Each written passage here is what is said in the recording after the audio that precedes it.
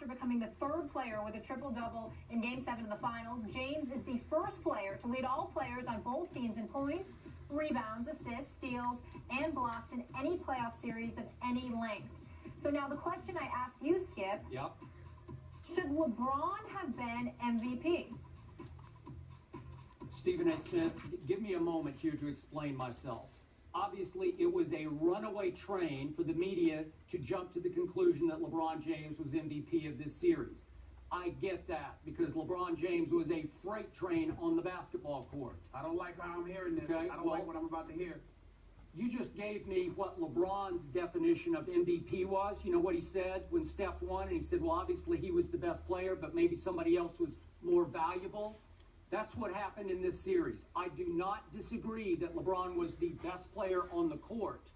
And I get you, he can stuff that stat sheet like nobody's business. By the way, if I may include this before I start my argument, he also stuffed the turnover category of the stat sheet because he tied the all-time finals record for most turnovers. Get to your point. Okay. What are you going to say, Skip? What are you going to say? LeBron James was great, but Kyrie was more valuable in this series. Kyrie averaged 31 a game over the last 4 games, and it's when he scored those baskets that mattered the most. You ready for this? Give me a second now. Let's go back to Game 4 when LeBron disappeared down the stretch from the 10-minute mark to the 2-minute mark. Remember that one? Kyrie did score 34 in that game. At least he had the guts to go ahead and shoot it down the stretch. He wasn't great, but he did make 3 shots down the stretch that at least kept him afloat in that game. Then let's go to Game 5. They both go for 41 in that game, obviously at Golden State. Kyrie had 12 in the fourth quarter to hold off Golden State at home. Let's go to Game 6. When did he score his points? Who set the tone in Game 6 right out of the box? Both of them. No. Kyrie scored 20 in the first half. Nobody made any big deal of that. 20 points. Outscored LeBron in the first half, and LeBron followed Kyrie's lead in Game 6, and obviously they're up 16 at half and won by 14. Game 7. Haven't heard a word about this yet, but Kyrie Irving, with Golden State up 7 at halftime, Kyrie Irving scored 17 in the second half. I haven't heard a word about that. And let's get to that crucial point down the stretch from 4:29 left in the game down to the 53-second mark.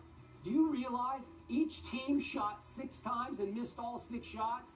Again, that game was begging for Golden State, or more importantly, Steph Curry, to win that game. But each team went 0 for 6 with the score stuck on 89 to 89. LeBron James went 0 for 4 in that stretch. And you nailed it. You just summed it up for me.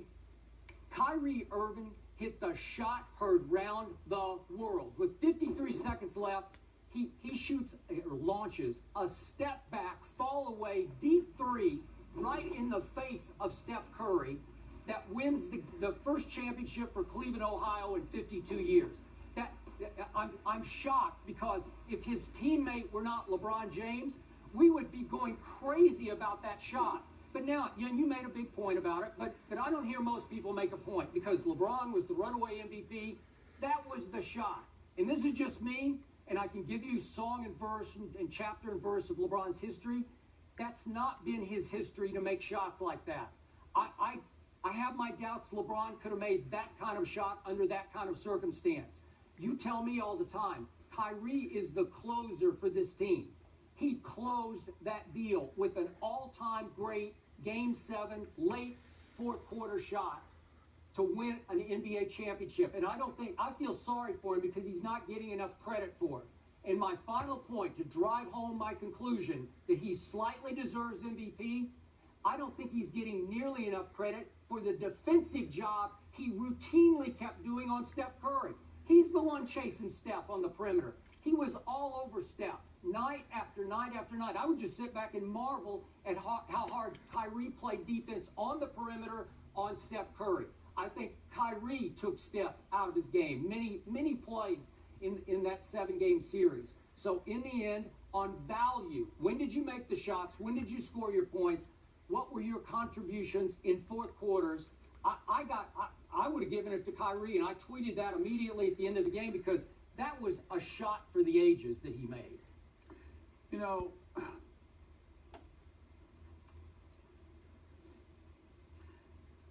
Skip Bayless, I'm an idiot. Because I'm an idiot. Because somehow, some way, I worked with you every day for the last 3 years, and there are times where I'm still amazed. I'm still amazed by the stuff that comes out of your mouth. I don't understand why I did not see this coming. I do not understand why I did not see this coming. I should have looked at your tweets. Maybe I would have known better, but I don't read your tweets, so I didn't know any better. I didn't know. Listen, zip it. I'm talking. I let you talk. You're unbelievable. Let me tell you something, Skip Bayless. Kyrie was sensational. I get that. It's not that you're wrong with the points you're making. It's just that your conclusion is wrong because you believe that equals NBA Finals MVP over a superstar with all the expectations of the world heaped on his shoulders, who led the team, who led both teams in the finals in points, rebounds, assists, steals, and block shots. You are unbelievable. Back-to-back 41-point games. In fact, I told y'all, did I just tell you I let you talk? Did I just tell you that? Zip it. I'm talking, okay? Back-to-back 41-point games in games 5 and 6. A triple-double in game 7. By the way, not only that, momentum swinging things. Kyrie Irving didn't show up for the first 2 games of the finals. Neither did Now, LeBron. game 3 and on, he was spectacular. First 2 games, he shot 33% from the field. He missed 24 of 36 shots. He was a virtual no-show. But he came on strong in those last 5 games, got hurt a little bit with his foot, really left it up to LeBron to carry the bucket in the second half of game 6. We get all of that. But under no circumstances, and the big shot that he made, he definitely deserves credit for. It was an elevated version of Paxson or Kerr because they didn't get fed the ball by LeBron. He stepped back on Steph Curry himself and did what he did. But this notion, he deserves some credit in terms of defending Steph Curry. Skip Bayless, I would say to you, did you forget about this dude